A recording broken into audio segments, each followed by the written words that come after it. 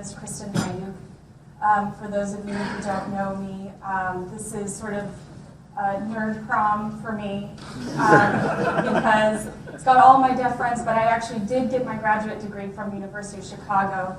My fellow co-founder, Katie, always tells me to go like this when I say that, so everyone knows where I stand.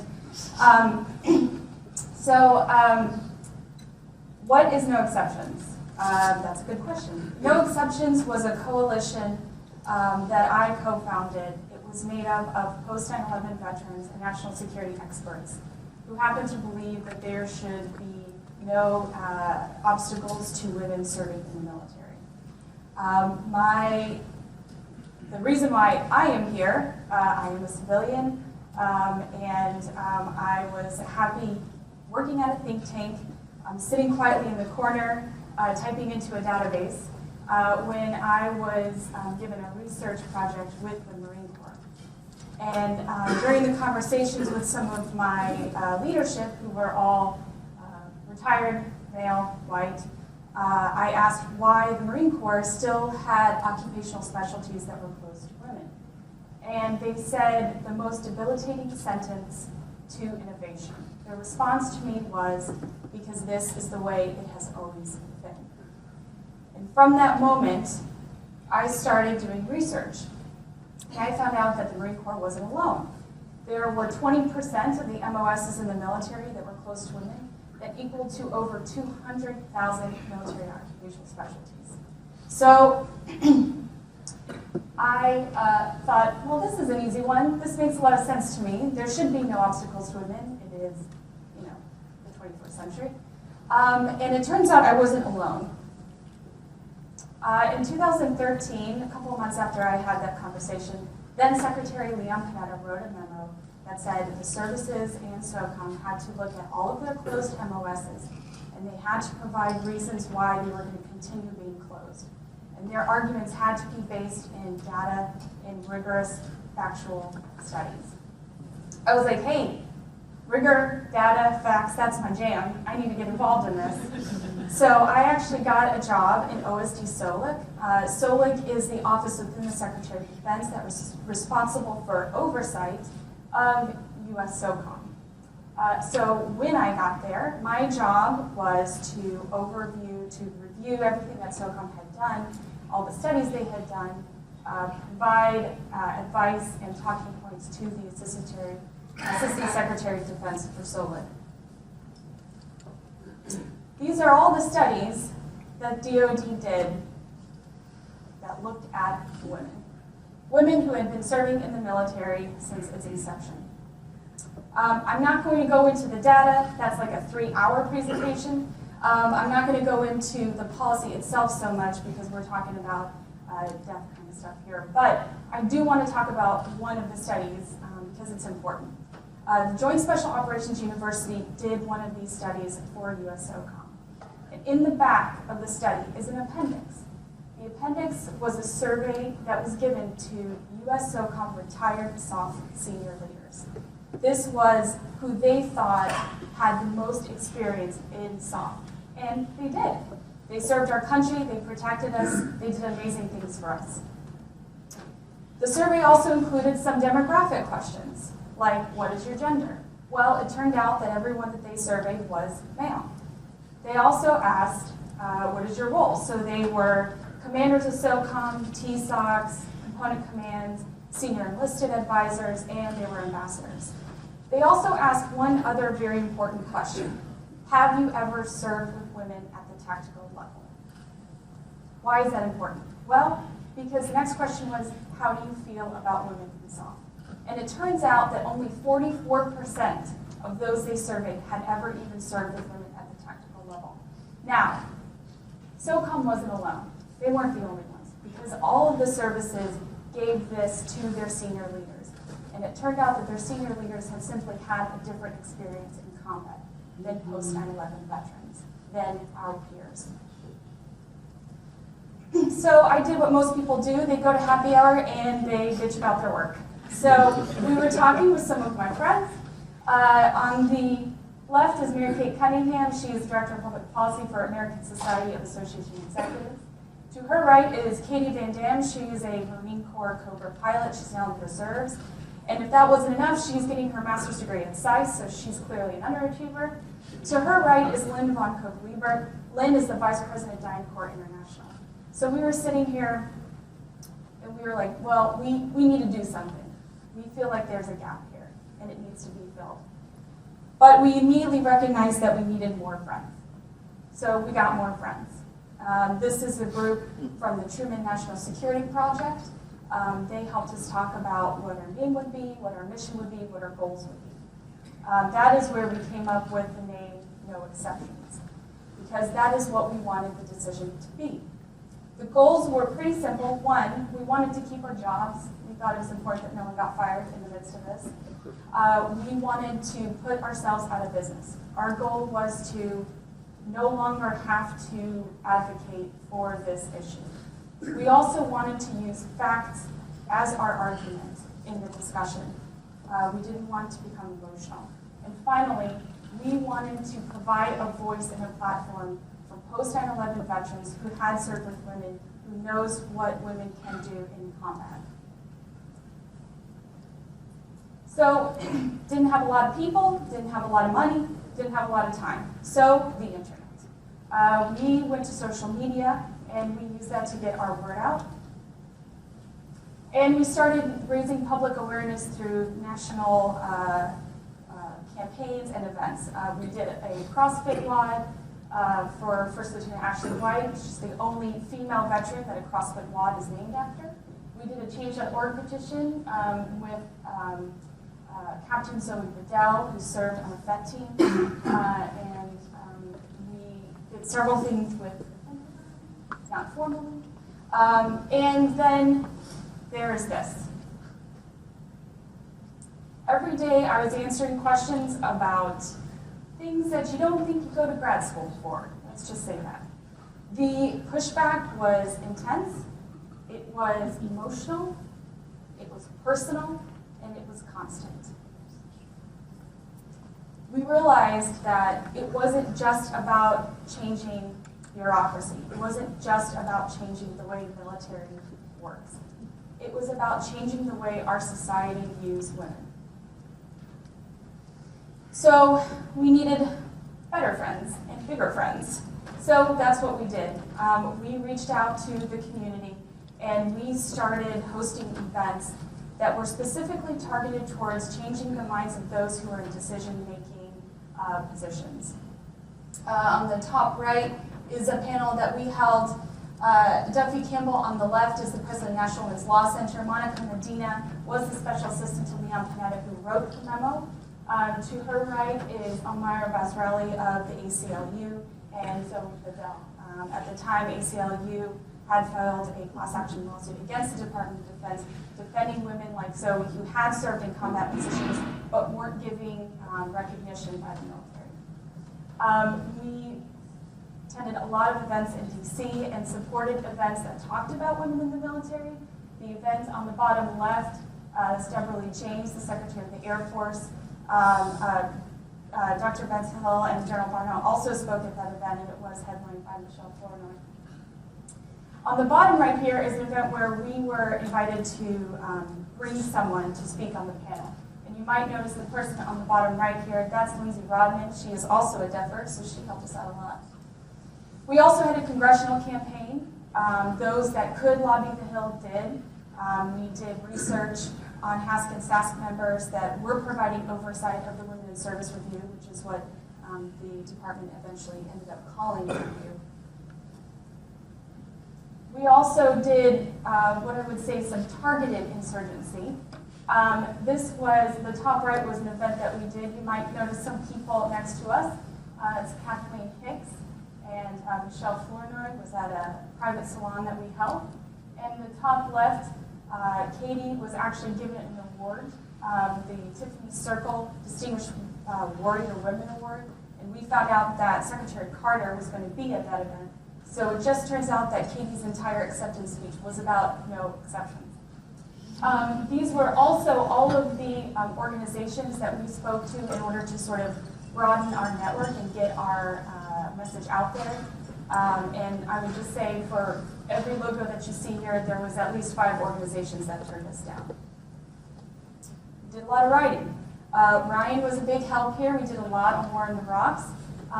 We aimed, just as we aimed for about 1 event a month, we also aimed to have about 1 article written a month.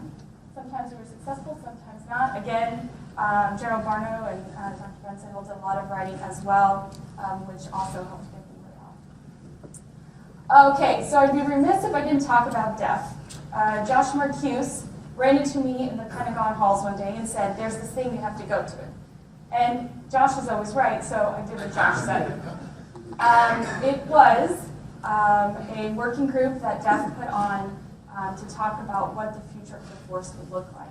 I ended up writing a lot of the diversity section, I'd say draft, because I'm sure someone edited my work.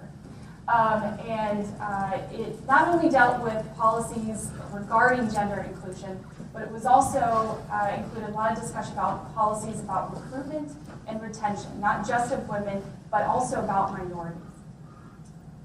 I would also say that we had Brad Carson speak at one of our No Exceptions events. We also developed several information papers that we gave to Brad Carson's team when they were developing their report. So then December 3rd, I got word from a friend. They're like, you know what, you should really be looking at the DoD live stream.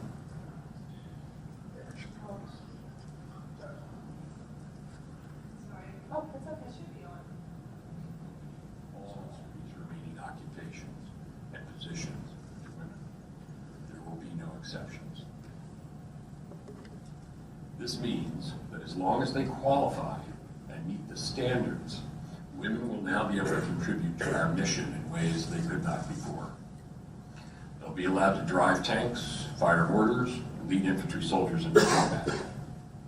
They'll be able to serve as Army Rangers and Green Berets, Navy SEALs, Marine Corps Infantry, Air Force parajumpers, and everything else that was previously open only to men. And even more importantly, our military will be better able to harness the skills and perspectives that talented women have to offer. And with that, history was made. The last legally acceptable form of gender discrimination in our country was murder. We were pretty happy. It was a good day. And today, I'm announcing my... We only announced it once in real life. So I know one memo is just too crazy, so I'll give you one more. This was the memo that Secretary Carter wrote that announced his decision. There's a little blue circle down at the bottom there that may or may not say no exceptions.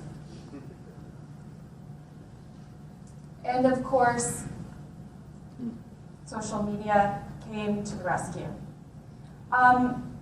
I don't want to give a skewed version of what happened here.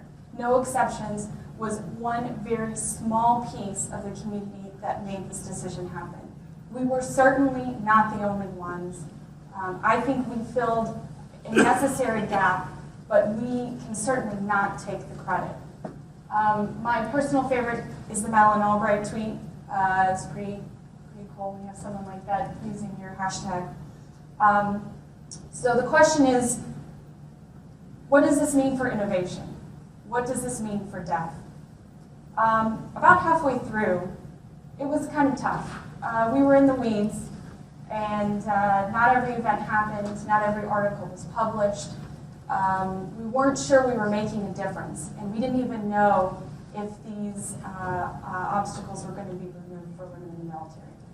And I happened to be reading a book by a physicist named Murray Gell Mann, and it's called The Quark and the Jaguar, because in the early 20th century, the scientific community was overwhelmingly sure that the atom was the smallest particle. Now, Murray actually did scientific experiments that showed that there was something like a subatomic particle. But the scientific community pushed back, because that's not what they believed. He was eventually given the Nobel Peace Prize in 1969, but this is what he says in his book.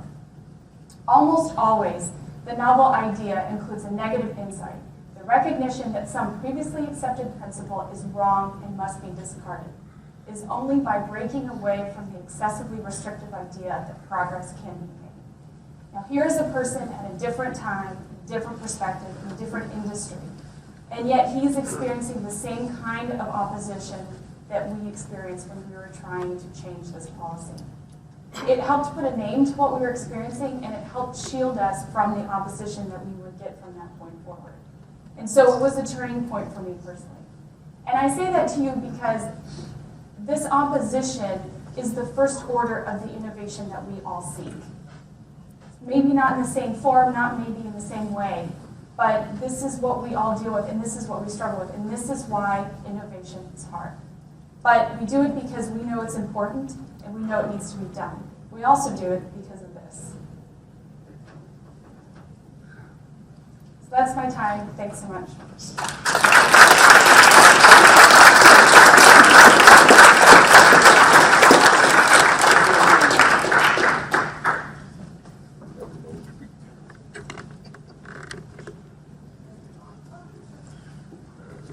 We've got time for about one or two quick questions for Kristen, if you want to do that. We've got mics at either end, so raise your hand and we'll bring you a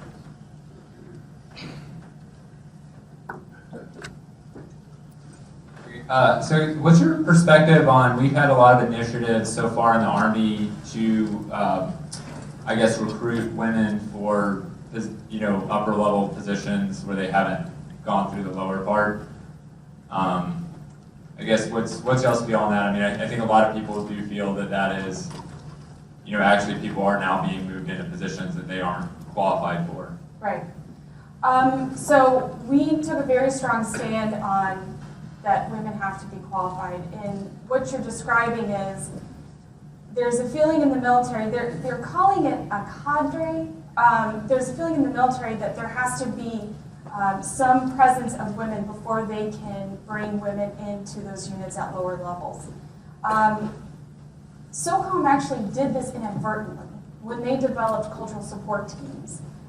They developed cultural support teams because they realized that their SOF units were going out and trying to collect information from the localities in Afghanistan.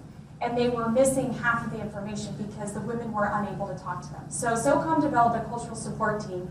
They attached one or two cultural support members to a SOF team. They would go out, they would collect information from the women, and that would be included in their cubs and their operations.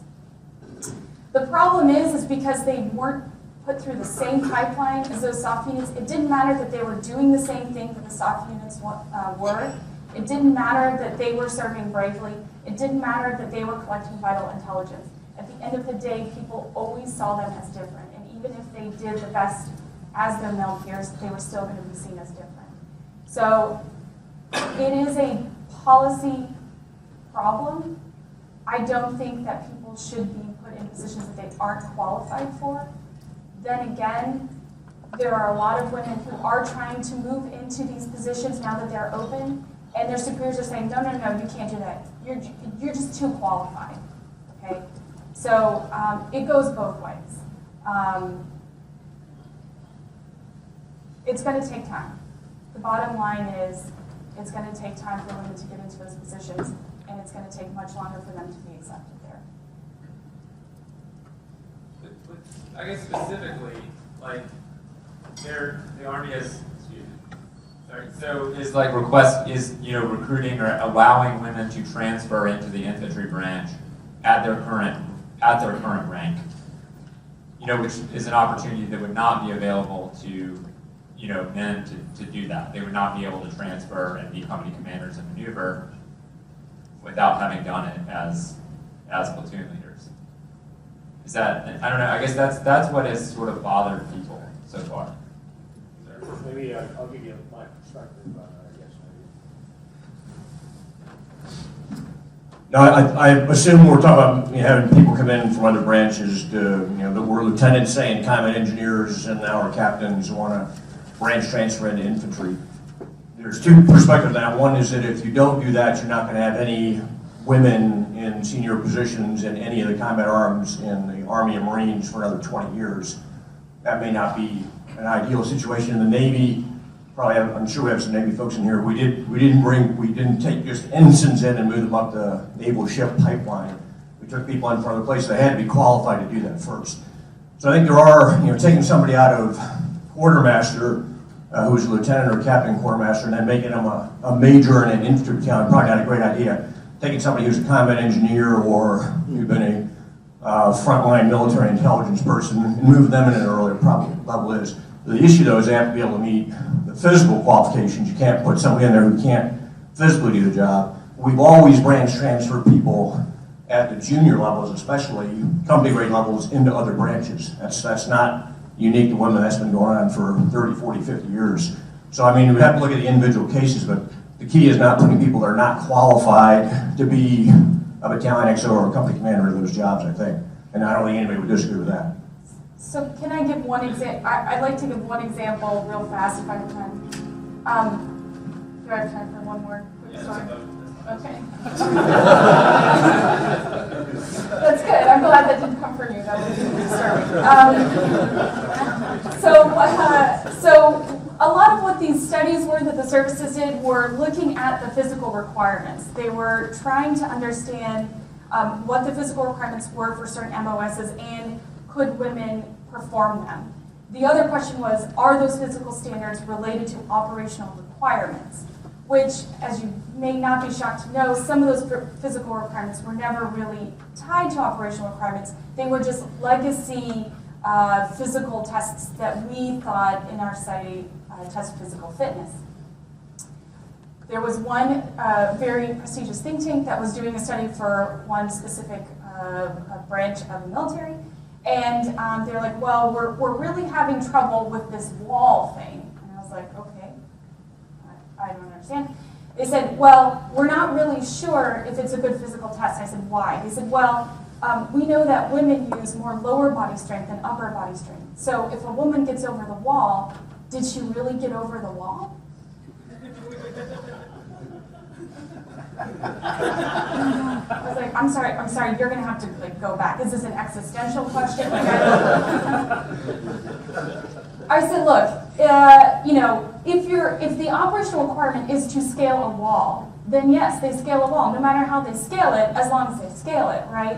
But if you're saying that this wall is a physical stand-in for upper body strength, then it's a failure of the physical test, not of the person that's being asked to scale it. But this is what happens when people from a certain perspective who are told one very certain thing can just lose the broader context of what's being asked of them. And you have to figure out how to inject into those kind of conversations in a constructive way. But our main objective was always, as long as women meet the physical standards. And that includes a broad genre of topics that we have discussed all the time about the kind of physical requirements that the military is using, about the kinds of ways that we train our military. Calisthenics was great for Jane Fonda, but maybe not be great now that we know we have CrossFit and cross-functional body movements. Measuring your neck as a function of your fitness, probably also not the best way. We also have BMI counters now. I mean, these little things like this that are sort of legacy policies that the military uses that have all, in a good way, I think, because of this policy, have all sort of come to light, and the military is re-looking at them. So, I mean, it's sort of a good news story. All right.